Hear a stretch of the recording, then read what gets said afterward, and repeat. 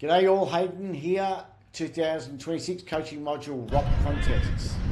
This is probably what they're going to look like. Samson, Henry. Play on. Good. So what we're aiming, throw up height, aim for about 7 metres from the ground. Once we see what that looks like, we'll give further direction, but that's what it is at the moment. Ruck contests, let's have a look at it. There's 6 laws that are specific to ruck contests. Now these will probably change for the 2026 due to the new law of crossing the line, but keep an eye out for that. But that's based off 2025. As well as those 6, you've got all the prohibited contacts such as push in the back, high tackle, holds, etc. So that's where we are just at the moment. Ruck nominations, the first little change from last year. It's only a small one. The process of getting ruck nominations has not changed since previous years, but waiting for the rucks to compete has. So once again, ask for ruck nominations.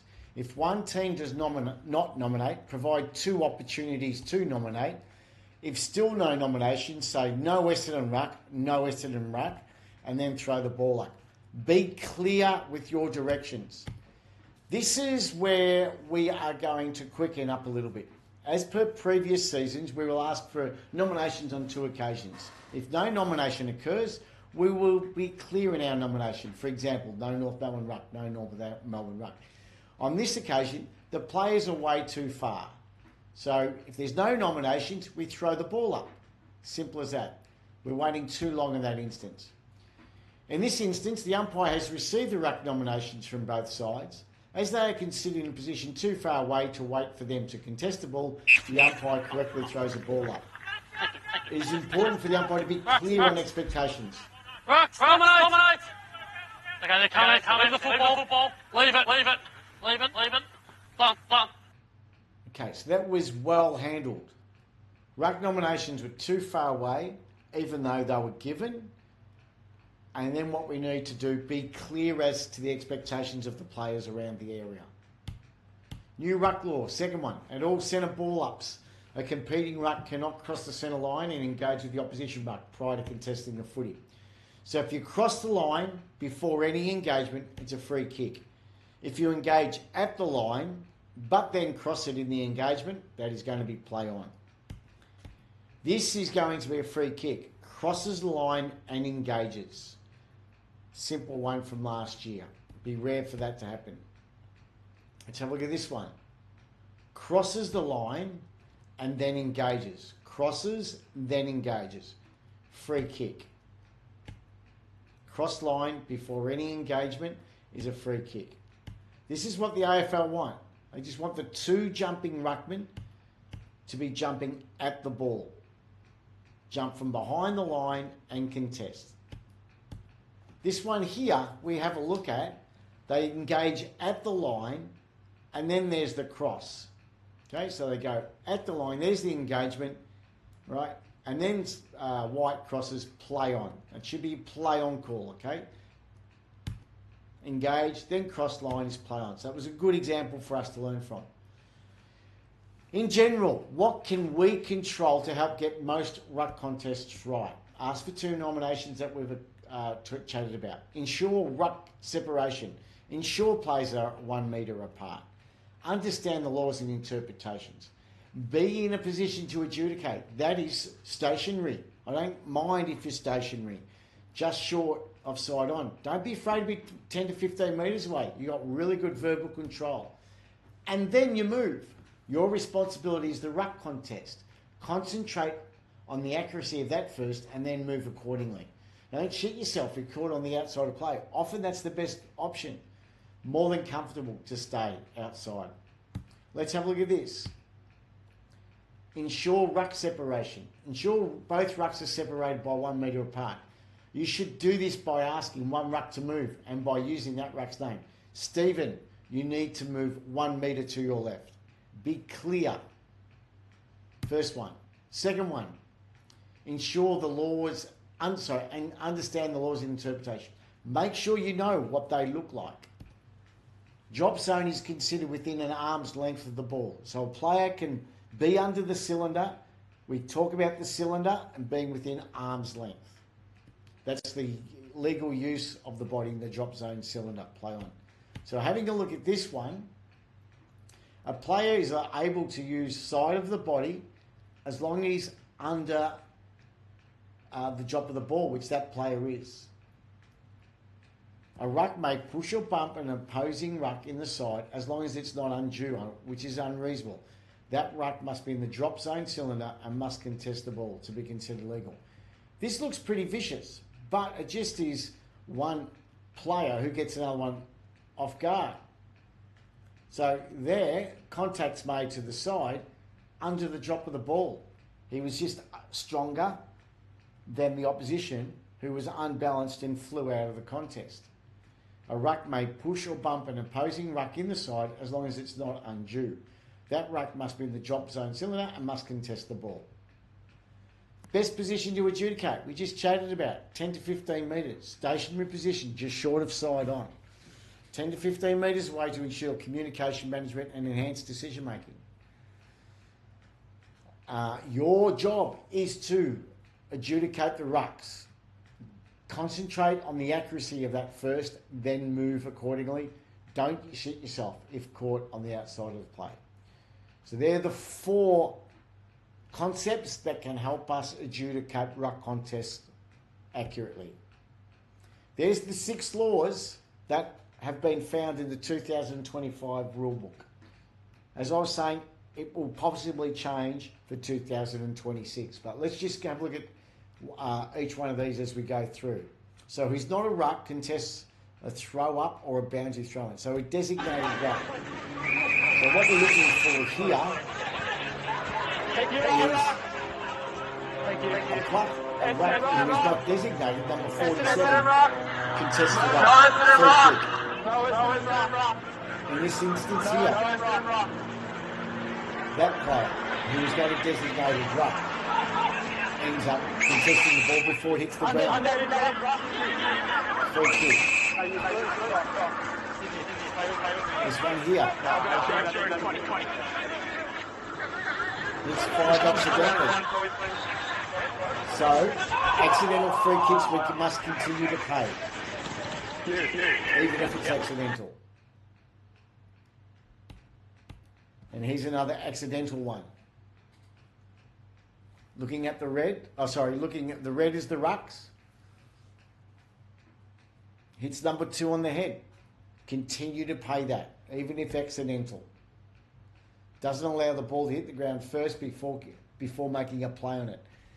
Even in cases where the ball hits a player who is not a designated ruck will result in a free kick, even if accidental.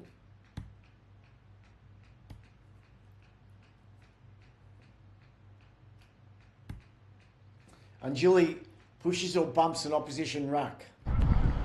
So generally these are for players who do not contest the ball. Play on. Swans there. Push out, foot scrape, advantage. Does not contest the ball. Just pushes out. Unreasonable in the spirit of the law. Another example. Red, just pushing opposition player, not contesting the ball.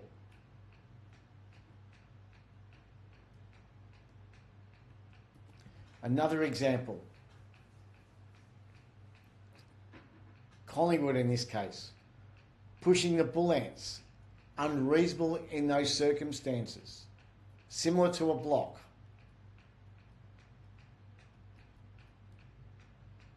Not under the drop zone. Not contesting the ball. The ruck whose sole objective is to contest the football shall be permitted to do so. So blocks an opposition ruck. Similar to a push.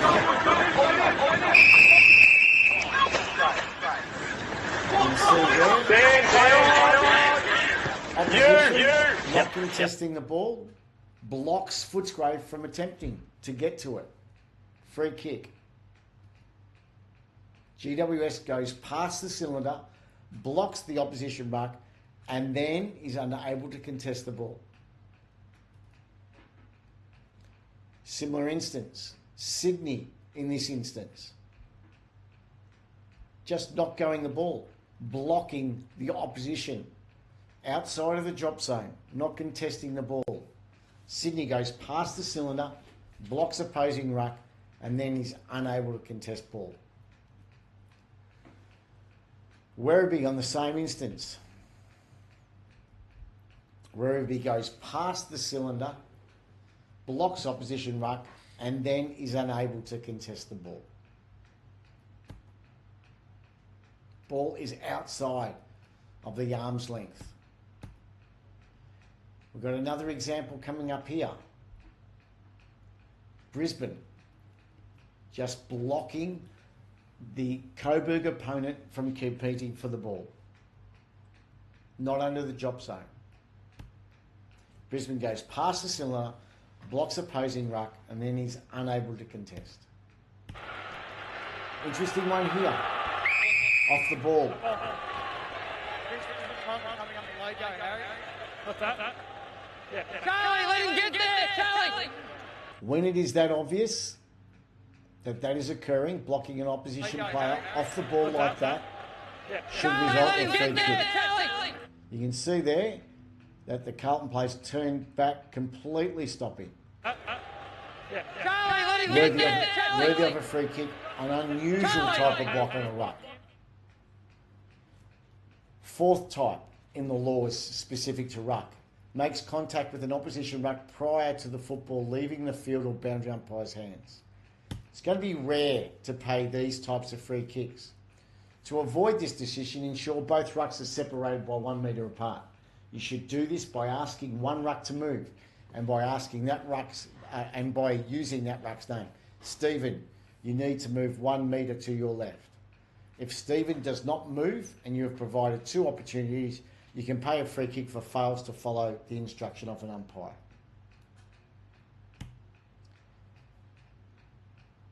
Fifth one, who is a ruck, enters their attacking half or steps outside the centre circle prior to the field umpire bouncing or throwing up the footy. So that's going to change. The wording should change for 2026, but let's look at the circle ones. You can see that player there steps outside of the circle before the bounce. Best is to provide a warning. They're very hard to pick up. If you think it, provide the warning. Here's another example. You can see the ruck there stepping outside. So you can see how difficult, even with the bounce, changing to a throw up this year, still going to be difficult. So if you know that, speak to that ruck. But that is a free kick. The Collingwood ruck steps outside the centre circle prior to the bounce. It would be best to get a warning to the ruck in this case. It's often difficult to be certain that the ruck has actually stepped out at the time of the bounce. However, this action is a free kick. Hits the football out of bounds on the full from a throw up by a field umpire or a throw in by a boundary umpire. So in this case, Collingwood, from the boundary throw-in, hits the ball out of bounds on the full. Free kick.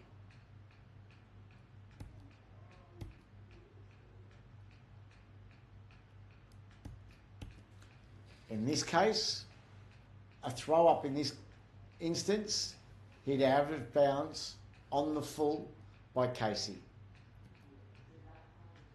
Free kick.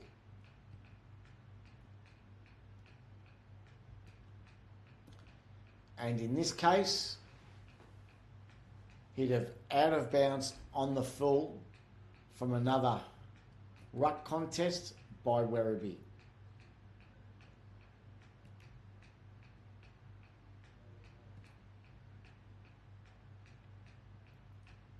So there's the 6 laws that are covered under the 2025 law book for ruck contest. Just want to cover one more, which is rough conduct. Free kick. A field umpire shall award a free kick against the player when the player engages in rough conduct against an opposition player, which in the circumstances it is unreasonable.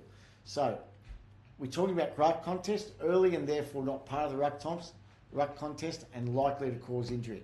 So this is a really good example from a few years ago now, but you can see the leg there, the knee there of 34 coming up fairly solidly and is not part of the ruck contest. All right, it's a great example for us to use.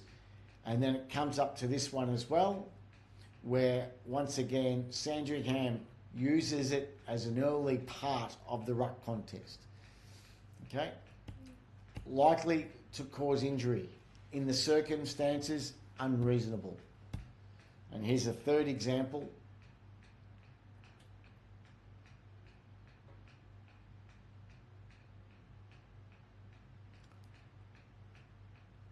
Not part of the contest, goes up early, can cause injury, needs to be paid as a free kick. In the circumstances, unreasonable. Mud has dried over Those the knees last there, couple of weeks. both acceptable. Throw it up. Both up there at the same time. Straight into. All righty. Any questions? Please contact me. Cheers, guys.